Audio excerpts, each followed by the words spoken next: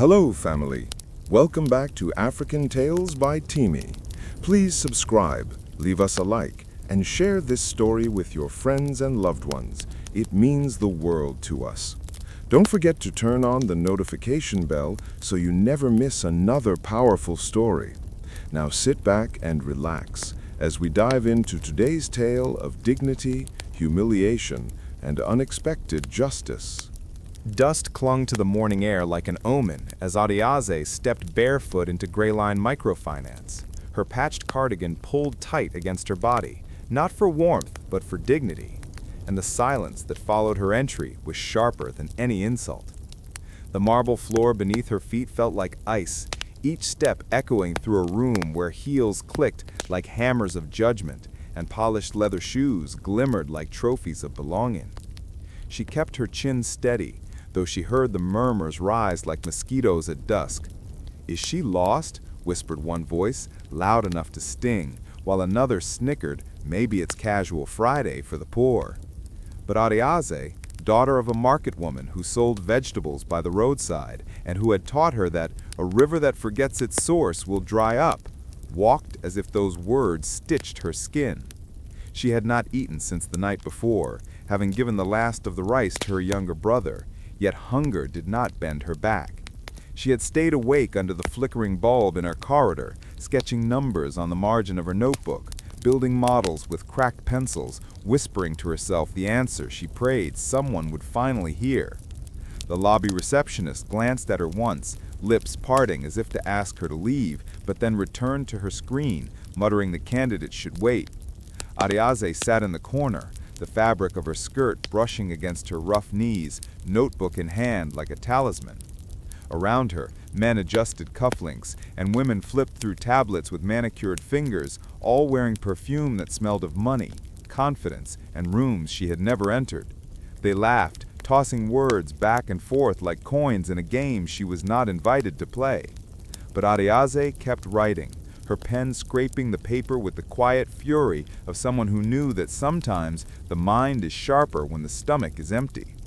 At exactly 9, the meeting room doors opened, and one candidate after another strutted in, called by name, returning later with faces pale and eyes darting, whispers about tough panels and no second chances. Adaeze waited, silent as stone, her heart steady, her gaze fixed on the company's slogan glowing on the wall, "Greyline Cares." She almost laughed. If Greyline cared, it wasn't for women like her, women who patched blouses with black thread because colored thread cost extra, women whose sandals broke and could not be replaced before the interview of a lifetime.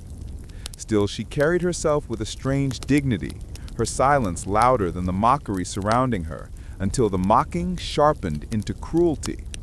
Kelvin from compliance, whose smile was as wide as his malice, passed by her desk with a plastic cup, pretended to trip, and spilled the sugary drink across her notebook, its pages soaking like wounds in the sun. Laughter erupted like drums at a festival, cruel, unkind, but Adaeze only closed the notebook carefully, the sticky pages pressing together like sealed lips, and she whispered a proverb her father once told her: "When the bush rat laughs at the cat, it has seen a hole nearby."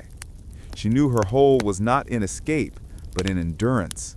Minutes ticked into hours, the air heavy with the sound of names being called and doors clicking shut, and still her name was never mentioned. She was not on any short list, not on any official schedule. She had submitted her application after hours, fighting for Wi-Fi at a roadside cafe, praying that the gods of chance would forgive her lateness. And now she sat, a ghost in a room of polished lives. Yet Adaeze did not leave. She would not. She thought of her mother's voice when sickness gripped her, whispering, "Courage is a garment that never tears." She thought of her brother's thin frame, his smile after she gave him the last spoonful of food. She thought of the long walk that morning, the stones biting into her soles until her feet went numb, and she told herself that pain had already done its worst. There was nothing left to fear. Suddenly, the glass door creaked, and a man in a tailored suit stepped in, whispering to the receptionist. His gaze swept the room, bypassing the polished candidates until it landed on Adaeze, sitting alone, her damp notebook clutched to her chest like a relic. The receptionist frowned. Her? She's not on the list. The man's reply was a nod that silenced her protest. Then he spoke aloud. Miss Adaeze Nwankwo.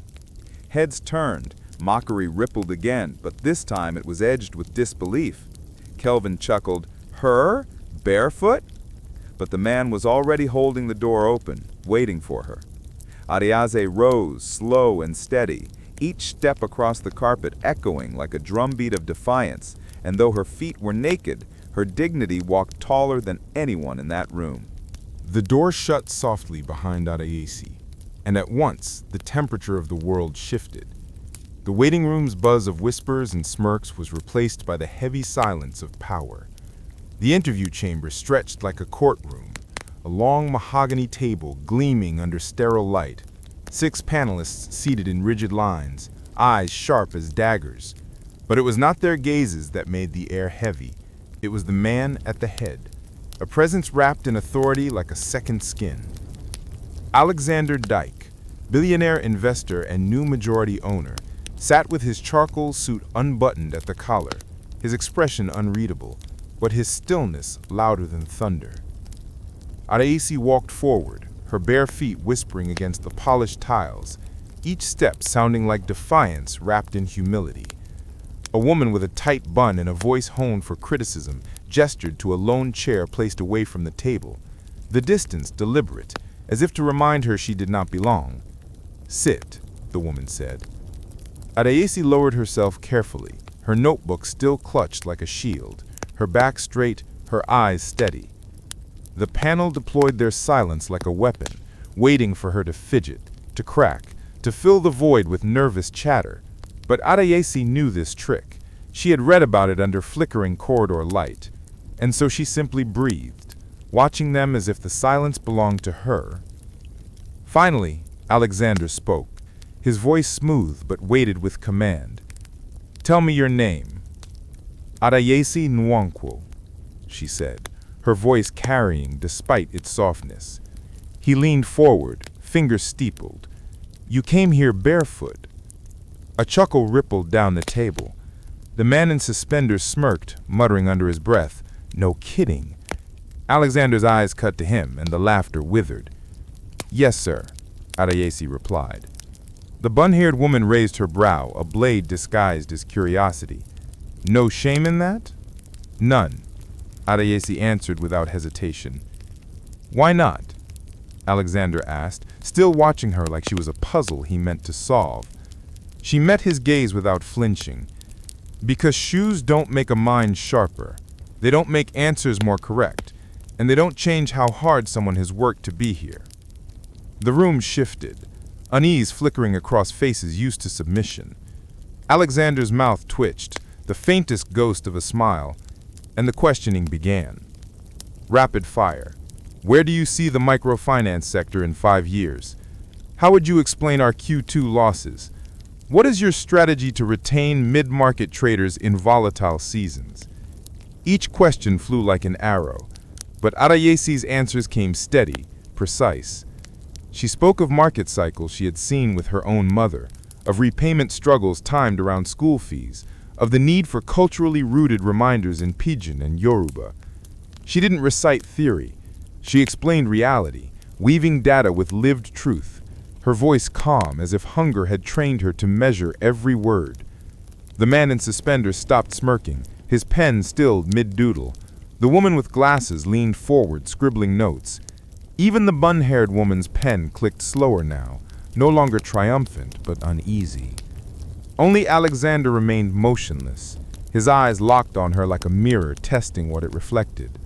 When the final question faded, silence returned, heavy but different, almost reverent. The bun-haired woman closed her folder briskly. That will be all, Miss Nwankwo. Adaeze inclined her head and prepared to rise, but Alexander's voice sliced the air. Stay. All eyes swung to him. He tapped the file in front of him, its pages suspiciously blank. You are not on the official shortlist. Why is that? Adaese's heart thudded once, but her voice did not falter. I submitted my application late, after hours. I borrowed Wi-Fi at a cafe, uploaded it minutes after the deadline.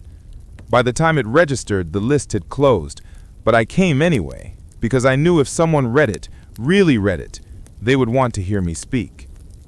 For the first time, Alexander leaned back, his gaze not just measuring her, but remembering something unseen. A silence followed that was not hostile, but heavy with meaning, until finally he said, "The rest of you may leave." The panel froze, startled.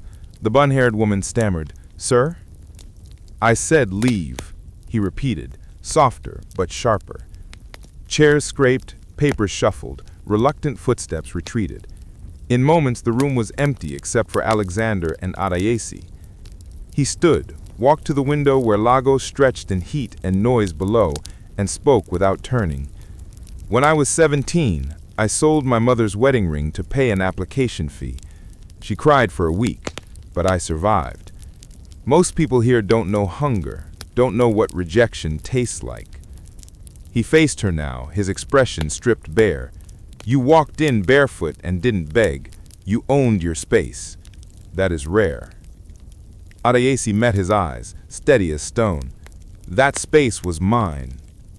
His mouth curved slightly, a flicker of recognition. "Yes," he said softly. "Yes, it was."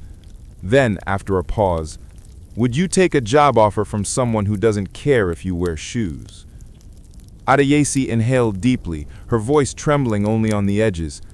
"I would take a job offer from someone who recognizes value beyond what they see." For the first time, Alexander smiled fully, the kind of smile that closed deals and opened futures. He extended his hand. "Then welcome to Greyline, Miss Nwankwo." And as she reached across the polished table, fingers trembling, Adaeze knew her life had just stepped into a different story.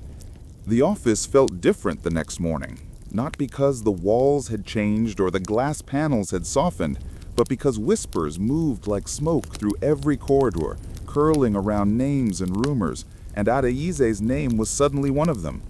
Some said she had been handpicked because of pity, others whispered about luck, and still others claimed she must have known someone powerful. For how else could a barefoot girl leapfrog a shortlist filled with polished degrees and perfect accents? She heard it all, but carried her notebook in silence, letting her work speak in pencil lines and patient graphs. And when she sat at her small desk near the window, the city noise below seemed to cheer her on. That day, she noticed something unusual in the data dashboards, anomalies in repayment cycles, little drops that others skimmed over, but that caught her trained eye like shadows moving in daylight.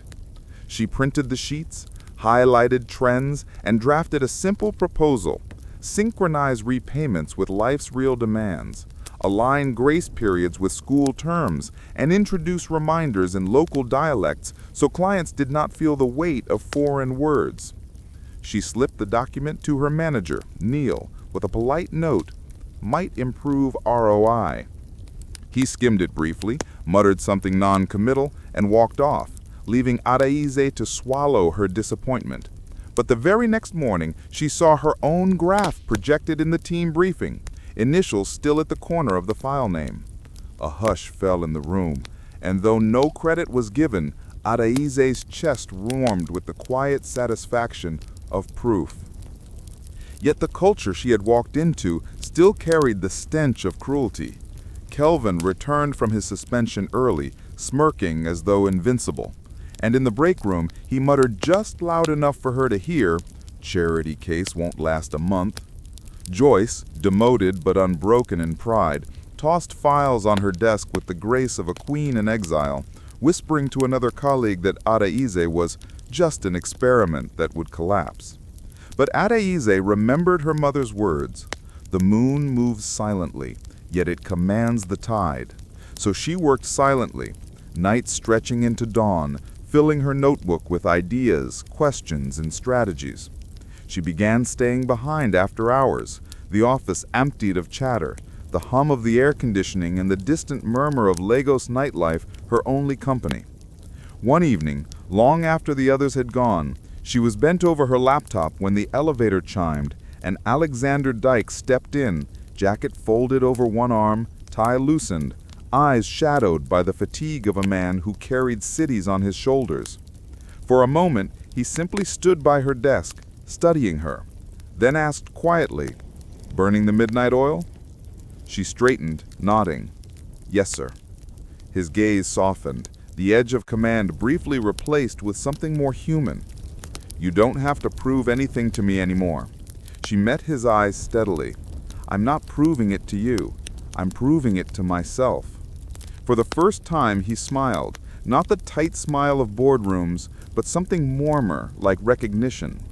He leaned on the back of a chair, then asked almost casually, "If you had access to client-side behavioral data directly, how would you restructure segmentation?" Without pause, she explained, clear and detailed, her hands sketching invisible charts in the air. He listened intently, and when the elevator opened again, he simply said, "Send me your model. I'll make sure the analytics team pulls what you need." Then he was gone, vanishing into the night as quickly as he had appeared, leaving Adaeze staring at the empty doorway with a heart that beat not from fear, but from the knowledge that something had shifted. The next morning, she found an email in her inbox, short and direct. "Board review. Join me Thursday. AD." Fear rippled through her, but also resolve. On Thursday, she walked into the executive boardroom, the same place she had once been dismissed as unworthy, this time carrying not shame, but strategy. The panelists looked at her differently now, not as a stain on the carpet, but as a voice they could not ignore. And as she spoke, calm, focused, precise, the air thickened with recognition. Alexander sat at the head, silent, his gaze fixed on her, not as a judge, but as someone who had already decided her presence was not only valid, but necessary. When the meeting ended, applause followed, light at first, then stronger. And for the first time, Adaeze realized she had moved from surviving to shaping. She walked out of that room not just as the girl who once came barefoot, but as the woman who had made the world listen. The article dropped like lightning on a clear day, unexpected and impossible to ignore. Its headline sitting boldly on the home page of Business Pulse.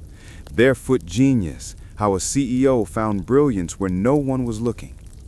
Adaeze discovered it not through announcement but accident, a Slack message from a colleague punctuated with fire emojis and the words, "Did you see this?" She clicked, and suddenly the world slowed to the rhythm of her heartbeat. There she was, captured mid-sentence in a candid photograph, hand raised in explanation, eyes steady and unflinching. The piece chronicled her journey from that morning in the waiting room, mocked for her cardigan and bare feet, to the moment Alexander Dyke had silenced a panel of doubters and demanded her voice be heard. Executives were quoted, some anonymously confessing their shame at having dismissed her, others marveling at her precision and fearlessness. But it was Alexander's words that framed the article. She walked in without shoes and left with the entire room listening. That tells you everything. Adaeze read the line again and again until the screen blurred, and in that blur was pride, fear, and something nameless. Within 2 hours, her inbox swelled with messages, LinkedIn requests from CEOs, invitations to speak at women and tech panels, notes from students who said her story gave them courage, recruiters dangling opportunities that sparkled like bait. By noon, strangers in the office hallways paused when she passed, eyes lingering, not with mockery now, but with a mix of curiosity and respect, some tinged with envy. Adaeze felt the weight of it pressing on her shoulders, heavier than hunger had ever been. At lunch, she slipped away to the rooftop garden, a rare sanctuary where the city's noise softened into distant hums.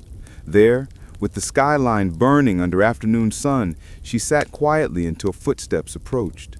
She did not turn. "I knew I'd find you here," Alexander said. She exhaled once, the breath carrying everything she couldn't yet name. "Did you know they were writing it?" He stood beside her, hands in pockets, his gaze fixed on the horizon. "I gave the interview," he admitted. Didn't know the article would drop today. She turned then, her eyes sharp. I didn't ask to be made into a story. I know, he said simply, but influence doesn't ask for permission. It arrives when it chooses.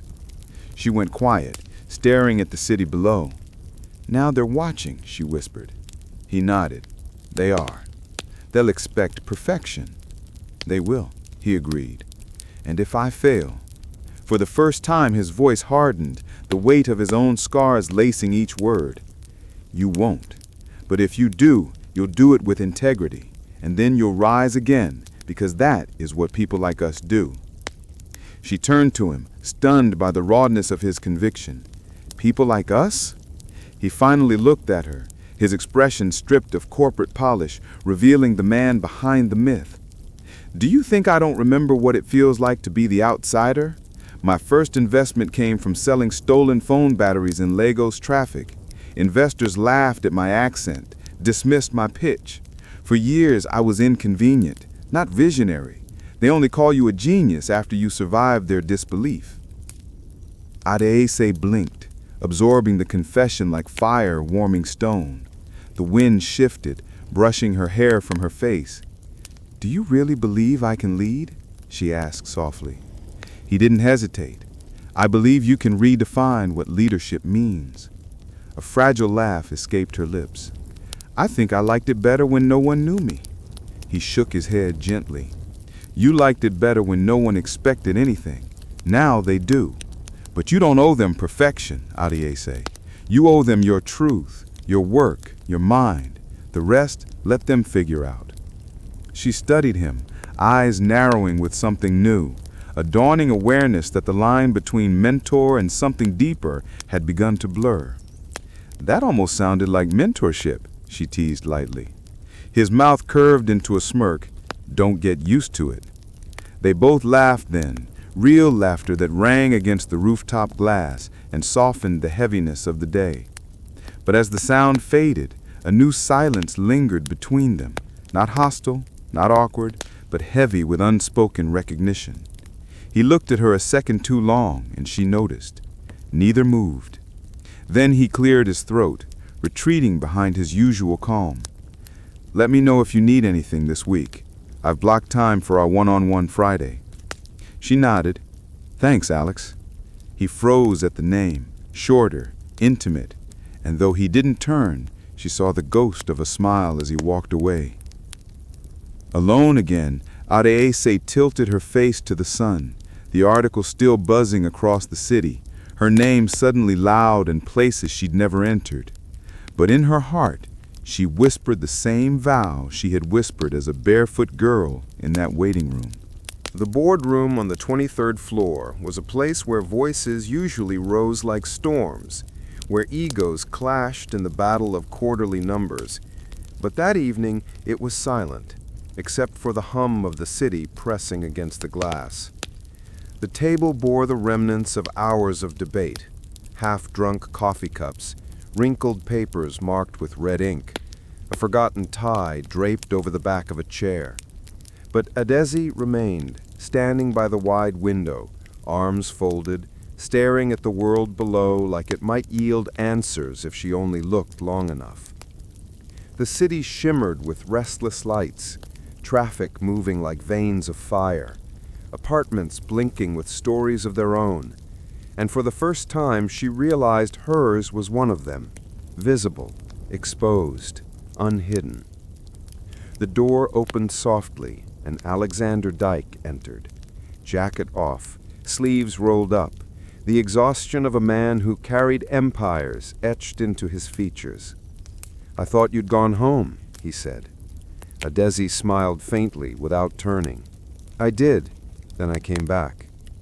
He joined her at the window, the two of them framed against Lagos night, neither speaking at first, just sharing silence that felt less like emptiness and more like recognition. Finally, he said, "You handled today well." She shrugged slightly. It was a lot. Boardroom politics always are. He studied her profile, the calm mask she wore. "But you didn't blink." She let out a quiet laugh. I did, just not in front of them. He turned fully toward her, catching the fatigue etched into her eyes, the tension in her shoulders, and asked, almost gently, "Do you ever stop carrying it all? The weight, the expectations, the pressure to be more than they think you are?" She held his gaze, her voice low. "Do you?" The question lingered, cutting through pretense, and for the first time he dropped his guard. "No," he admitted. "You just get stronger. Or maybe you stop caring what they expect and start living what you believe." Her eyes searched his, not for weakness, but for truth. And what she found there startled her. The man she had once thought unreachable was simply another soul scarred by disbelief. She looked at him fully then, seeing not the billionaire, but the boy who once sold phone batteries in traffic, who once pawned his mother's ring to chase a dream. "Why did you really stop the interview that day?" she asked softly. His eyes locked on hers, the question pulling something raw from deep within. "Because you didn't lower your eyes," he said after a long pause. "I've seen people break under silence. I've seen them shrink when the room tried to erase them. But you looked at me like I was the one being tested." Her laugh came out hushed, tinged with disbelief. "I was terrified." "You didn't look it," he countered. "Because I had already lost everything," she whispered. "There was nothing left to fear." He nodded slowly, his voice gentler now. "And now?" She drew in a breath, steady but trembling beneath. "Now I have everything to lose." The words hung between them, fragile as glass, heavy as stone. He stepped closer, not touching, but close enough that she felt the gravity of his presence. "You haven't lost yourself. You've only just begun." She turned to face him, and in his eyes she saw something had shifted. No longer just admiration, no longer just mentorship, but something deeper, quieter, dangerous in its honesty. "I don't know what this is," she admitted, voice barely above a whisper. He didn't pretend to misunderstand. "Neither do I, but I know it doesn't feel wrong." Her chest rose with a slow inhale, and for a moment she allowed herself to imagine what it might mean for two people who had walked through rejection and fire to find one another here, not out of need, but out of recognition. She stepped forward half a pace, her body saying what her mouth could not. "I'm not afraid, but meet me here." And he did. Not with hunger or haste, but with presence, his hand finding hers, fingers folding around hers like a promise made without words. No fireworks, no theatrics, just two lives bound by silence, carrying scars the world could not see, now standing side by side. For Adaeze, it was not romance as the world defined it, but something holier, a sense that for once she did not have to carry her weight alone. The weeks that followed unfolded like a test written by unseen hands, each day layering new challenges atop Adaeze's fragile but growing confidence. And yet she moved through them with the quiet steadiness of someone who had already survived harder nights. Greyline Microfinance, now under Alexander Dyke's command, began to shift its culture. But transformation is never smooth, and Adaeze became both symbol and target. Some colleagues, those who once mocked her, now wore brittle smiles, their praise sharp-edged, their eyes filled with calculation, as if wondering how long her miracle would last.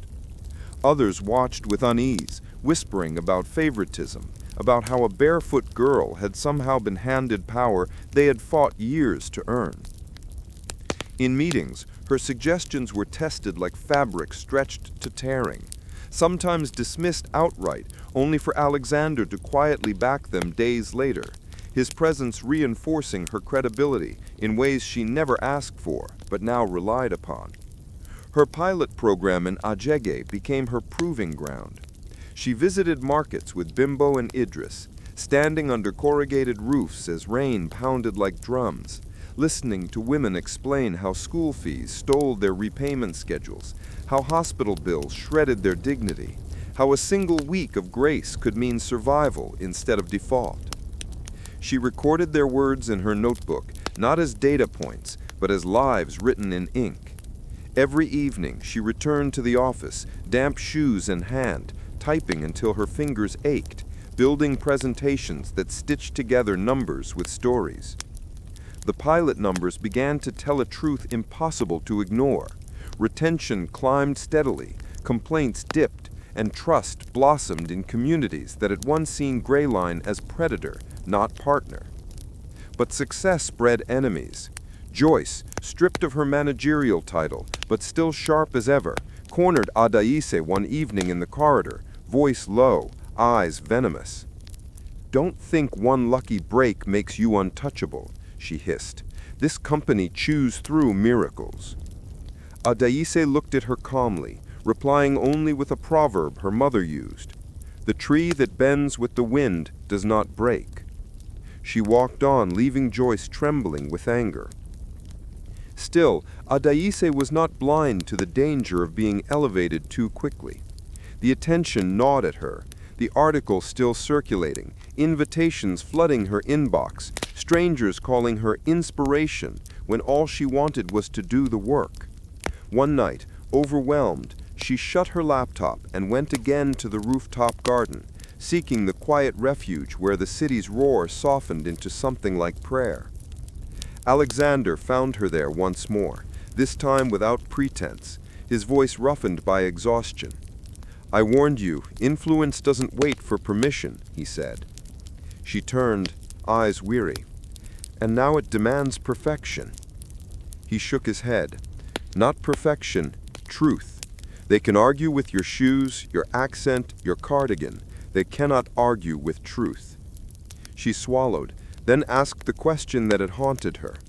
"Why me? Why risk your reputation for someone like me?"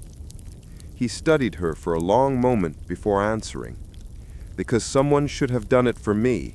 Because brilliance is often buried where no one bothers to look. And because when I watched you in that room, I saw myself, hungry, uninvited, unwilling to lower my eyes." Silence hung between them, heavier than words, until he stepped closer, his hand resting lightly on the back of the bench where she sat, close but not yet touching. "But understand this, Adaeze," he said quietly. "Every step upward will test you, not just your ideas, but your patience, your spirit, your ability to carry envy without letting it poison you. Do you have that strength?" She lifted her chin, meeting his gaze. "I've carried hunger. I've carried shame. I can carry envy too, but I won't carry it alone anymore." For the first time, she admitted aloud what had been unspoken, the truth that his presence was no longer just mentorship, but partnership, a force that steadied her when the weight threatened to crush her. Alexander's eyes softened, and though he said nothing more, the silence between them was no longer just professional. It was an unmarked territory, dangerous and sacred, that both of them had already stepped into. The pilot program became a storm that Greyline could not contain, not because it failed, but because it succeeded beyond anyone's prediction, and success has a way of forcing hidden truth into the light. By the second month, repayment rates in the test market surged, customer complaints dwindled, and local traders began spreading the word that Greyline was no longer a predator, but a partner. A shift so profound that even the competitors began sending spies disguised as clients.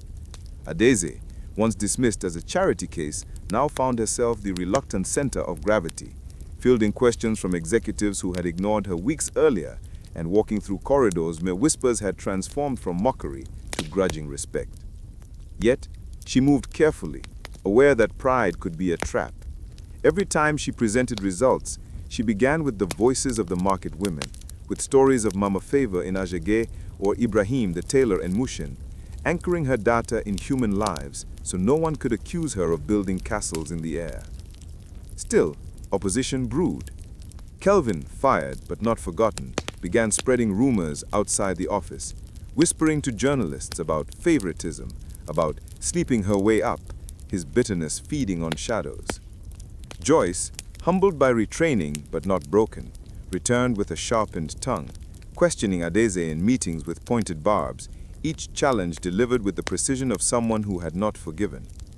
Yet Adaeze answered with calm, wielding truth like a blade wrapped in silk. When asked if the pilot could scale without ballooning costs, she flipped to a chart showing localized savings from reduced defaults.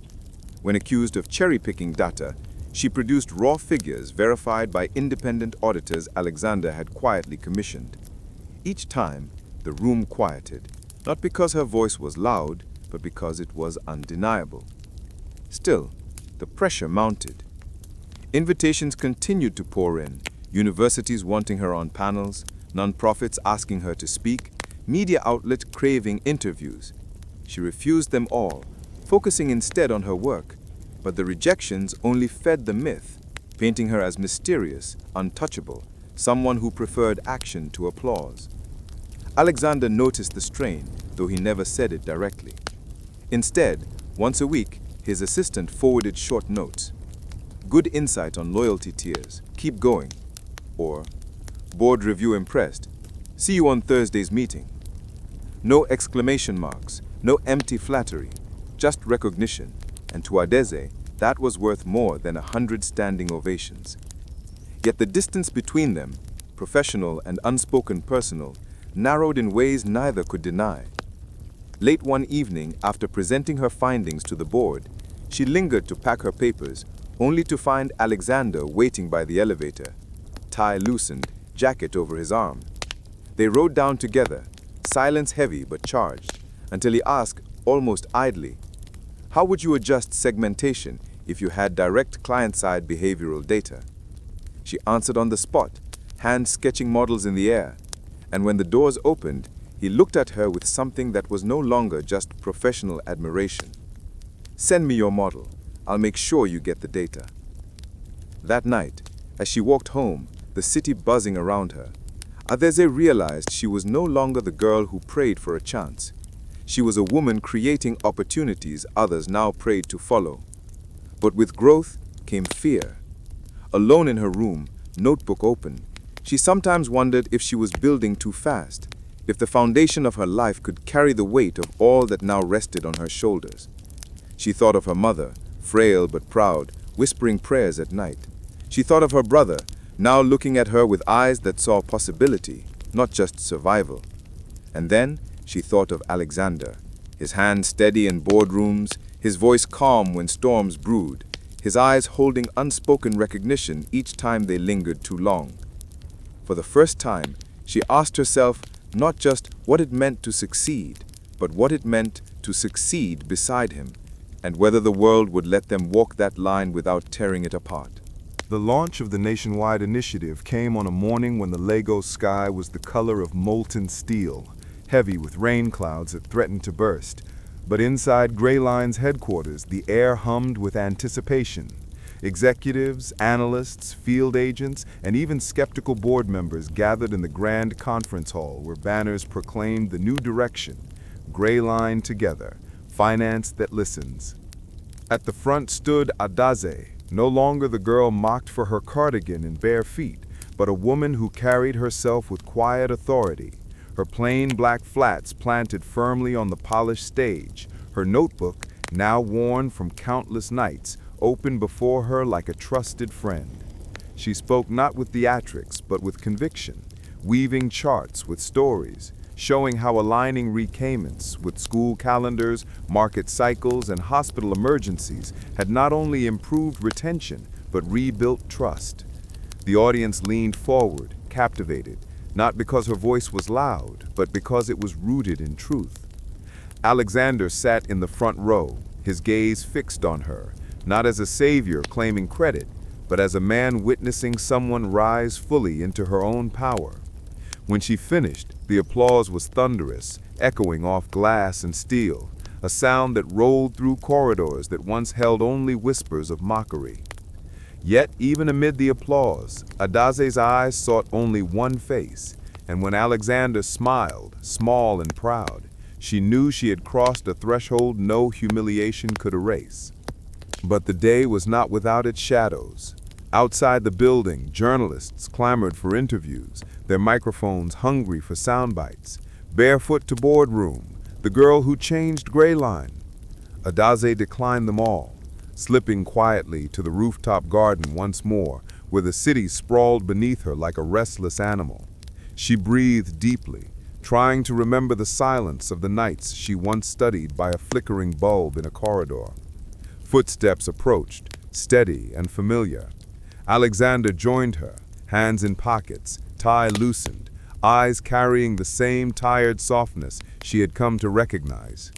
"You handled it well," he said simply. She smiled faintly. "It felt loud." He nodded. "It will only get louder, but you don't have to answer the world, just the work." They stood side by side, silence flowing between them, until she asked quietly, "Why did you really trust me?" He turned to her, his gaze unflinching. "Because when someone refuses to lower their eyes, the world has no choice but to lift its own."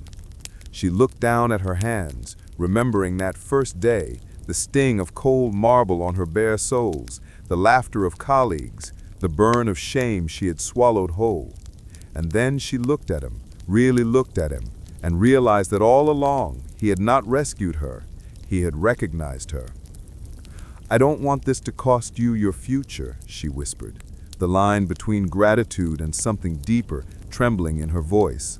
He stepped closer, his presence steady, his words soft but firm. "It's not a cost, Adaeze. It's a beginning."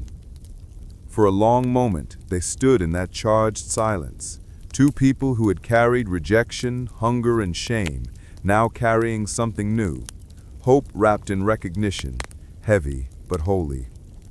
Below them, Lagos roared on, indifferent to the small miracle unfolding above, but in that rooftop garden, the world seemed to pause.